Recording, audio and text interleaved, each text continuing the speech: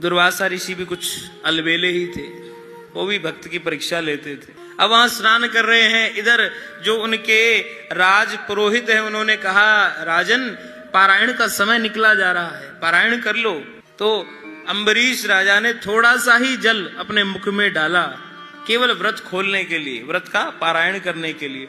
इतने में दुर्वासा ऋषि को मौका मिल गया कि इसने हमसे पहले कुछ जलपान कर लिया, और वहीं से अपनी शीश की एक जटा उखाड़ी और धरती में मारी, और उससे कृत्या नाम की राक्षसी प्रकट हुई। और उस राक्षसी ने अम्बरीश को मारने के लिए जैसे ही आगे कदम बढ़ाया, और वो तो महाराज भगवान का चक्र प्रकट हुआ और उसके शरीर के कई टुकड़े कर दिए। अब चक्र शांत नहीं हुआ, चक्र पहुंच गया दुर्वासा ऋषि के पास। दुर्वासा ऋषि बोले, ये तो भगवान का चक्र है।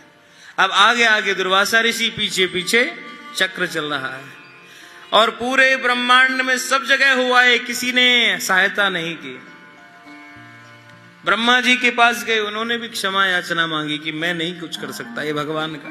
भगवान शिव ने भी मना कर दिया। अंततो गत्वा भगवान विष्णु के पास गए, जिनका ये चक्र था।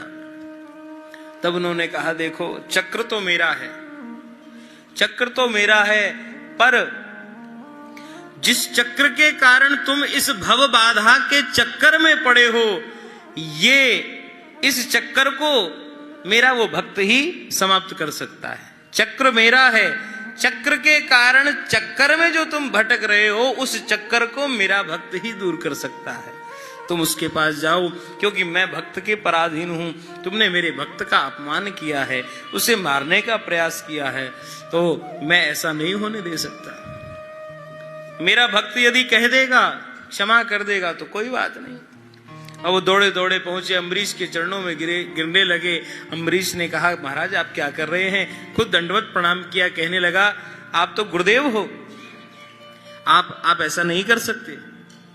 तो उन्होंने सारी बात बताई कि मैंने जानबूझ करके ऐसा किया, और मैं अपनी तरफ से क्षमा याचना मांगता हूं। जो व्यक्ति अपनी भूल स्वीकार कर ले, की हुई गलती को स्वीकार करना भी बहुत बड़ा सुख होता है। आदमी, स्त्री, बालक, भाई, पत्नी, पति, कोई भूल हो जाए, बड़ी हो जाए, छोटी हो जाए, पर उसको सुधारने के लिए यदि हम उसे स्वीकार कर ले कि हाँ हमसे ये भूल हुई है, तो उसका आधा दोष वहीं समाप्त हो जाता है।